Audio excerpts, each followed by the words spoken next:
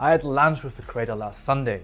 She's been in this space for a few years, worked with more agencies than I have fingers, and every single time it was the same story. Big promises going in and disappointment coming out. So she'd leave and try the next one. A few weeks ago she landed with a new agency, giving them 50% of everything she makes. And I sat across from her at lunch and asked her what she was getting out of that for the 50%. She thought about it for a second and it was basically nothing. No marketing direction, no content ideas, no daily check-ins, no strategy, no investments to her growth or whatsoever. Only chatting, which, by the way, should never be more than 30%, let's be honest. And here's the part that really got me. She's hungry. She will film for 10 hours a day if someone just tells her what to film. She's ready, she's motivated, she wants to work, but nobody's giving her the time of the day because they're too busy focused on their biggest earners. And then the bandwave hit, everything wiped. Instagram, TikTok, gone, starting from zero again, and she's sitting there exhausted and frustrated, wanting to rebuild, but completely alone in it, while she's still giving away half of her income to people who aren't even picking up the phone for her. And the reason she hasn't left, because when she signed, they set up her Reddit, and currently her only traffic foundation. And somewhere in that contract it says that those belong to them, meaning that if she leaves, she's left with nothing. So she's trapped, hungry, ready to work, completely alone, and too scared to leave because she might lose everything she has left. And I want to be really clear. This was not a shocking story to me. This was just a normal Sunday.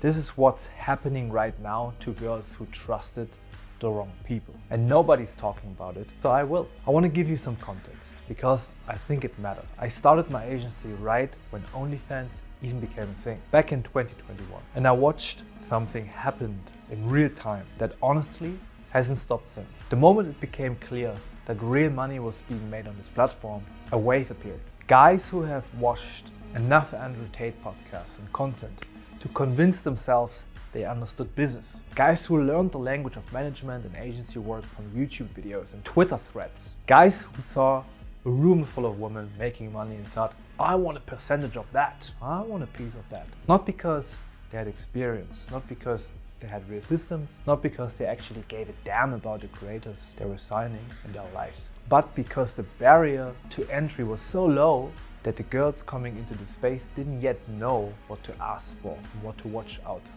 4 years later, the wave hasn't gone anywhere. It's just gotten better at sounding legitimate. Better websites, better contracts, better screenshots, better pitches. And girls are still getting burned every single week. So here are the red flags you need to look out for, so pay attention. Red flag number 1, they make guarantees. Will get you to 30K in your first month. With just one Instagram account, you can easily make 20K. Sign with us and we guarantee results. No legitimate agency guarantees specific numbers ever, because results depend on too many things: your content, your audience, your niche, your platform, the timing. A real agency knows this. A real agency will tell you what's possible based on your specific situation, not hand you a number designed to make you sign quickly. Here's what's actually happening when an agency makes you a guarantee. They manage anywhere from 50 to sometimes 100 creators at once, and they will always prioritize their top earners. The girls already making serious money, those are the accounts getting real attention. Why? Because it makes them the most money. Remember, 50-50 split. You as a new signing are not their priority. You are the pipeline. 30 days go by, you haven't hit the number they promised, and you're also now realizing that 50 to 70% of everything you made went to the team that sent you the content calendar twice and answered your messages every 3 days. The guarantee was never about your success. It was about getting you to sign. Walk away from anyone who leads with a number. Red flag number 2, they only show you screenshots. This one, I want you to really pay attention because this is where it gets specific. There's a website where you can input any number you want and generate a fake OnlyFans earnings dashboard that looks completely real. Indistinguishable, indistinguishable from the actual platform. And agencies use it, not small unknown agencies. This has happened with people who have significant public profiles in the space. People who run big launches, people with thousands of followers who trusted them, showed earnings that were completely fabricated. Screenshots mean absolutely nothing. A dashboard on the screen means nothing if you can't verify it's live. Here's what you ask instead. Ask them to share their screen on a live call. Open a real creator's dashboard in real time. Real numbers, real account, right now. Any legitimate agency will do this without hesitation because they have nothing to hide. If they make excuses, privacy reasons, can't share client data, will show you after you sign, that's your answer. You're not being paranoid, you're just being smart. Red flag number 3. The contract owns you. This is the one that makes me the most angry. And I want to be really direct because I think you need to hear this very clearly. The reason a girl can't leave isn't because she wants to stay. It's because when she signed, they set up her platforms. Her OnlyFans, her Reddit, her Twitter, her Instagram, all of her traffic sources. And somewhere in that contract, those belong to them. So if she leaves, she potentially loses everything that's currently bringing subscribers her way. I have seen contracts with clauses that say things like, if you leave the agency, we retain ownership of your OnlyFans account. If you terminate this agreement, your social media accounts revert to the agency. Content created during the agreement remains the intellectual property of the agency. Read that again. They're telling you that if you leave, the account you built, the audience you grew, the content you filmed with your own face, your own body, belongs to them. And some of the girls find out about this clause not when they're signing, but when they try to leave. This is not a business protection clause. This is control. This is men using legal language to trap women who trusted them. You are nobody's property. Your account is yours, your content is yours, your audience is yours. Never sign a contract that says otherwise. Red flag number 4. You never speak to the same person twice. This one is quieter, but it matters enormously. When you first sign with an agency, there's usually someone really impressive on the call, knowledgeable, confident. Makes you feel like you're in good hands. The best sales guy on the team. But then after you sign, you never speak with that person again. Suddenly there's a junior account manager, then a different one 3 weeks later, then someone on WhatsApp who takes 2 days to reply, then a Telegram group with 30 other creators where announcements get posted and nobody actually responds to your question. And then you realize the person who sold you on this was a salesperson, not the person who was ever going to actually manage your account.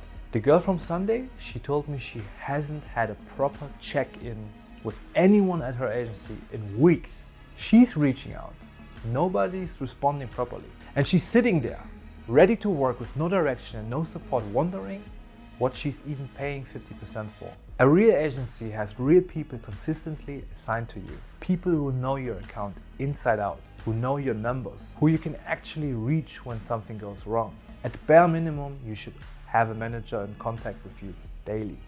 Not weekly, not when they feel like it, daily. Ask before you sign who specifically will be managing my account day to day. If they can't answer that question clearly and immediately, you already have your answer. Red flag number 5. They disappear when things aren't growing. A good agency communicates more when things get hard, not less, because things will be hard sometimes. A reel flops, the month is slower, a bandwidth wipes out everything you've built. That's not failure.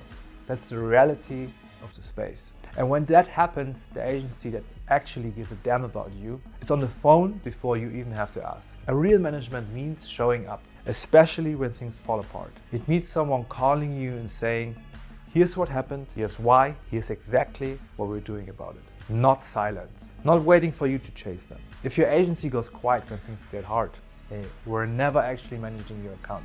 They were just taking a percentage of what you were already doing yourself. I want to zoom out for a second and talk about the bigger picture. When OnlyFans blew up, it created a genuine opportunity for creators. Real income, real freedom, real independency. And it also created an opportunity for a certain type of man to position themselves between creator and her income and take as much profit as possible while doing the least as possible. These guys learned the vocabulary, built the pitch, made the website look professional, watched enough content about business and masculinity and passive income to sound like they know what they're doing. And signed as many girls as fast as possible, knowing most of them wouldn't ask the right questions. And the ones who did ask questions got smooth answers, fake dashboards and contracts designed to make leaving feel impossible. I'm not saying every agency is like that. Obviously I'm not saying that, but I'm saying this is common enough that you should walk into every agency conversation with your eyes completely open, because you deserve to work with people who actually care about what happens to you, not just what you produce, not just what percentages they can take. Before I let you go, here's exactly what you asked an agency before you signed. Who specifically will be managing my account day to day? What can I expect from daily content ideas? Can you show me an example of how you send daily content to your creators? Can you show me a real creator's dashboard on a live call right now? Not a screenshot, live. What happens to my accounts and my content if I want to leave? Show me that clause in your contract specifically. What is your notice period? What are the exit terms? A legitimate agency answers every single one of them without hesitation, without getting defensive, without making you feel like you're asking for too much. Because you're not asking for too much, you're asking for the bare minimum. Now to close this off, I want to say the girl from Sunday is going to be okay. She's figuring out her next move, but she lost time. She lost money, she lost momentum, she'll have to rebuild from scratch. And she didn't have to. If someone told her what to look out for when she signed, she would have run. So consider this that conversation. If something in this video felt familiar, trust that feeling. If you're looking for an agency, now you know exactly what to ask. If you want to know what it actually looks like when a team shows up for you properly, send me a message on Instagram. My handle is on the screen right now and in the description below. Not a pitch, not a form, just a real conversation. See you in the next one. Subscribe, please, please, please, please, please, please, please.